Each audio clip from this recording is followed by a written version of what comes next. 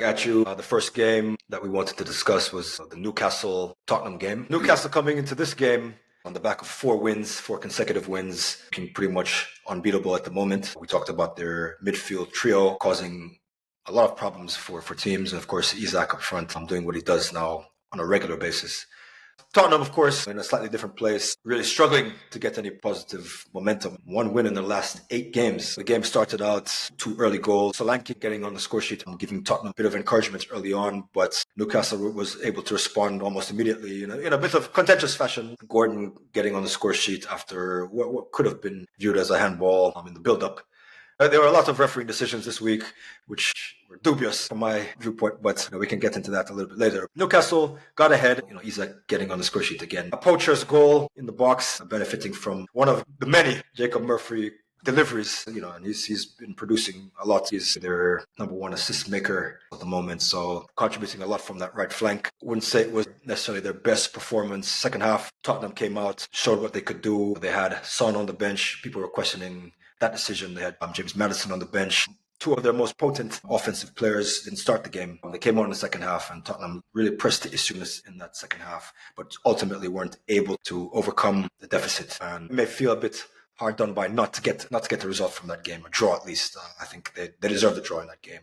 But Newcastle right now have to be feeling pretty confident. Winning when not playing at their best is always a hallmark of a good side. So well done to them. The streak continues. Eddie Howe's got his team humming. For Spurs, we have to go back to Postecoglou, which has been a recurring theme here. But as you said, he didn't start Maddison. He didn't start Son. Son has been out of form. Probably needed a rest. Maybe he was ill. I'm not sure. In addition to those 2, was also Basuma on the bench. And Bergvall got to start for Spurs, young player. Looks like he has some potential. In a game like this, I don't know if I would think that he could really impact the game in the way that you would want to go against the midfield trio that we've been discussing, Tonali, Guimaraes, Joelinton. Nonetheless, he had a very good game. Actually, when he came off and Basuma came on, Spurs fans were unhappy. They were booing the decision from Postecoglou.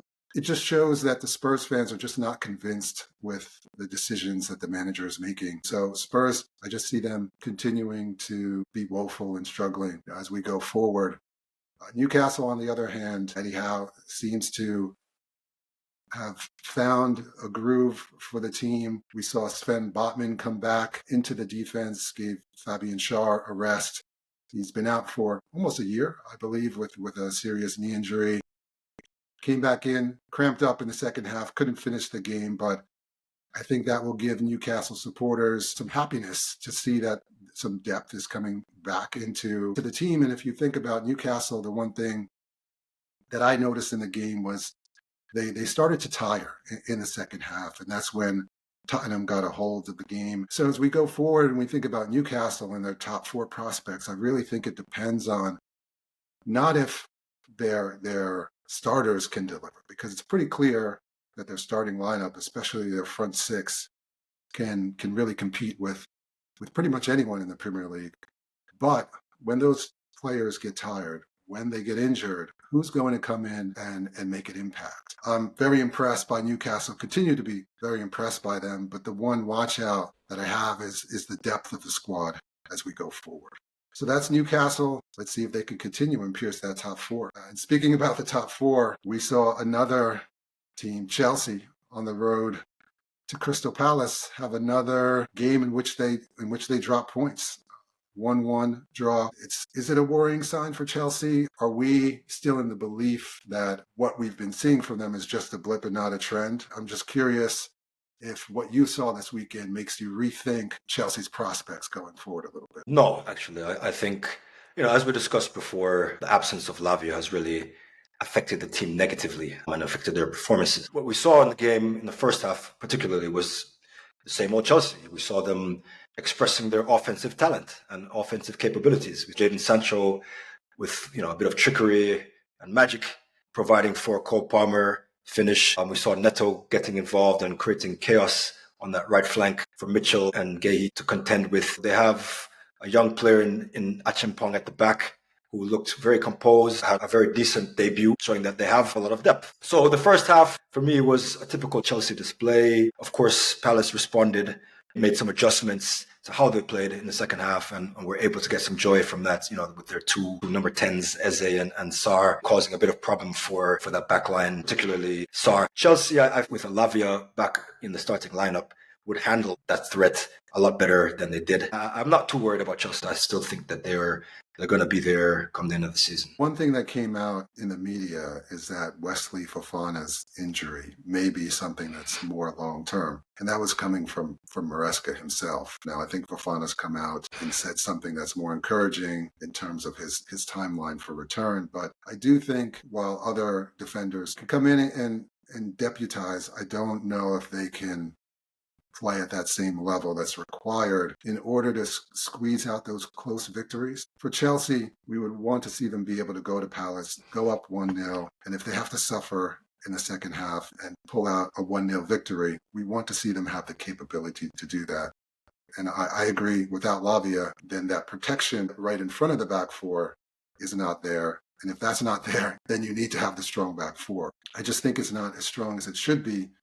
We also see Reece James appear back on the bench for Chelsea this past weekend, so maybe he's close to returning, and it will be interesting to see if he's integrated into the team right away. Will Maresca take it slow given his injury issues in the past? It remains to be seen. And the other thing that I saw in the media is that Levi Colwill said that their recent poor run of form is proof that they're not title contenders. And all this talk from Maresca that bled down to his players and saying, we're not ready, we're not title contenders, it almost provides them with a bit of an excuse for this type of performance. I'd rather see a team that's trying to outperform what the expectations are instead of trying to continuously bring them down. Let's switch gears and get into Arsenal's fixture this past weekend. Arsenal playing away at Brighton, a team that has been pretty difficult to beat at home. Not in the best form. Recently, Brighton started the season very well, a bit better than most would have anticipated, but have struggled a little bit in recent weeks. Danny Welbeck,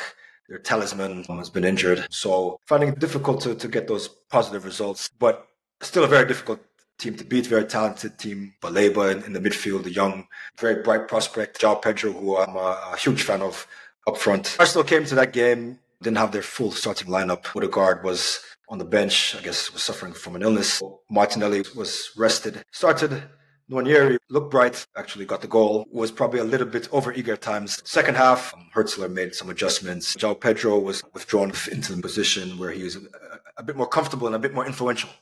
And that caused Arsenal some problems. Ultimately, Arsenal came to what I only can view as a very, very, very dubious refereeing decision. Saliba touched the ball, with his head. Yeah. If you look at the replays, he touched the ball before he made contact. I didn't see that in the replay. Check it out because it's clear. Check it out. If you look at the replay, you'll see it. He did make contact with the ball first, and by the letter of the law, shouldn't be a penalty. However, the decision went against Arsenal. At the end of the day, they have themselves to blame. Look, if you're 1-up, it's a Premier League game. You have to put the game to bed. You leave a team an opportunity to come back in the game when it's 1-0. So you have to push on and get that second goal. They weren't able to do that, and they paid the price. So difficult day for Arsenal. Well, you know who was on the pitch for Arsenal in the midfield? Jorginho. And what happens with Arsenal when Jorginho is on the pitch? They can't control the game. So I think this is just a symptom of rotation driven by players being unavailable. It was an opportunity with Chelsea dropping points, with Liverpool dropping points, to climb the table. But if there was a time to draw and not have players available, this was the week, because you didn't lose any ground in the table. It was just an Arsenal side that didn't have nearly as much quality as it usually does. No Saka, no Odegaard, no Havertz. Declan Rice, the only true top player in the front six that was playing. And so with a team like that, on the road against Brighton, that type of result is not a surprise. Brighton, a decent side, as you said. João Pedro is Arsenal's Achilles heel. This season, he also scored in the reverse fixture earlier in the season. They've drawn against Brighton in both fixtures this season. It just seems that they match up very well. Based on some on both occasions, based on some dubious refereeing, actually. But we won't complain too much about that. Yeah, so Arsenal can just look forward right now, but I expect them to fully bounce back once Havertz and Odegaard Yeah, are back absolutely. in contention. Absolutely. Okay, so let's switch gears now to the marquee fixture of the weekend.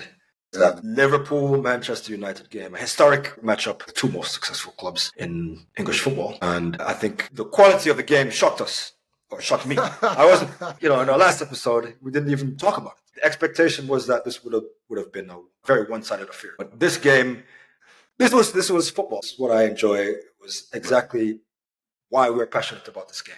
We saw some team finally taking the right approach against Liverpool. Right? A sensible approach, playing deep, compact, not allowing space behind for Mo Salah and company to run into, but also in possession, not passing out from the back, not allowing Liverpool to press, trying to play in Liverpool's half. Liverpool are not comfortable when their teams play in their half. And, that's what United did, and they did it brilliantly. They were composed, cautious, but aggressive when they needed to be. Limited Liverpool to few chances, created chances of their own. We saw, of course, having Højlund up top. It was still a problem for Manchester United. Just wasn't able to finish when he has his chances. The few chances he does get, he doesn't look convincing. But we saw the rest of the team performing brilliantly. Martinez getting his goal, showing actually the Man U strikers how to finish. Took his chance with conviction. On the other hand, I don't want to get too excited about United, even though it was their best performance by a mile. Their deficiencies were still on display. One of them being that lack of potency up top when Xerxes came into the game. Xerxes, for me, he's a luxury player. Right? He's a player that he comes onto the pitch. He's a guy you want to play five-a-side with. He's probably a fantastic five-a-side player because he's very technically skilled. But he doesn't understand the occasion. He's doing flicks when you need some urgency. This is not what you're doing in a big game, step overs. No. He's a luxury player. He's not an elite level Premier League striker. Having said that, at the back as well, and I've been critical of De Ligt a bit. And once again, his lack of mobility and rashness as a result of his lack of mobility. What's the difference? Was, diving in when a guy has limited angle to score from. Stay on your feet. Shepherd him away from goal. Don't expose your keeper. Again, as I said, these are the problems that United have. But overall, I was very impressed that they produced this type of performance. Didn't see it coming. I think Amorim has bought himself some time and maybe even bought himself some backing from the hierarchy at Manchester United. Maybe they'll dip into the transfer market and buy a striker. Yorkes is out there, Sporting. I think he just scored another hat trick. I couldn't agree with you more. The number 9 position in this game was the weak point for Manchester United. If they had a 9, they win the game potentially. Højlund had a great chance. Zero confidence. He struck the ball right into the torso of Alisson. Alisson didn't even have to move, really. Second half, Xerxes came on in the death of the game. A chance. At that angle, a top striker should be able to strike the ball low, hard, across the face of the keeper into the opposite side netting. He should have that shot in his locker. If he doesn't have the shot in his locker, then make sure the pass that you give, that square ball, is not bouncing and skipping off the pitch. When Maguire skied that ball over the goal, I thought it was a mistake from him. And when I saw the replay, I saw that it was a pass from Xerxes that was actually in the air, skipped off the ground, and the conditions were really poor. Torrential rain throughout the game. Skipped off the ground and hit his shin as he was swinging because it just came so fast and he couldn't react. To have a poor execution of a very simple pass in such a critical moment is unforgivable. But I don't want the number 9s to take away from the great performance for Manchester United. They came in, their midfield too, Huarte, Kobe Mainoo, went toe-to-toe with Gravenberch and McAllister. Bruno Fernandes, captain's performance. He looked like the Bruno of old, controlling affairs, got an assist. Agree with you about De Ligt. Very, very rash decision to go to ground when Gakpo had the ball on his weaker foot and was pretty much on the byline. Like, he had no space. He just needed to contain him. So 1 or 2 moments of indiscretion by a couple of Manchester United players, but they still got the draw on the road at Anfield. I have to give hats off to Amorim, and I'm really happy with what I heard after the game because he said he was really upset. He's So really, he was really he was mad. angry. He was angry. The team Yeah. hasn't played at this level before. I mean, your job is to get that out of the players. So maybe that anger should also be directed a little bit at himself as well. He's the manager. He has to find a way to motivate the players. And he apparently did that on this occasion. And maybe it was the occasion that was the motivating factor. But that's his job. You have to get the best out of your players. You have to get the players to perform. We know Amorim's come in with a new way of playing, and the players, it's been very difficult for them to adjust. And I think the occasion allowed them to stop overthinking and just say, hey, we're going to Anfield. We are Manchester United. Our fans expect us to show up and perform. And the players took some responsibility and just put in a very, very passionate performance. So one game does not make a manager. One game does not make a team. But I think the Premier League fan base, everyone expected this to be a mauling, and it was anything but. And if they perform at this level, they should be able to get 3 points against teams of lesser power than Liverpool going forward. So the jury's out, but hopefully brighter days are ahead for Manchester United. That's a wrap, Premier Bros. We'll be back with the next episode.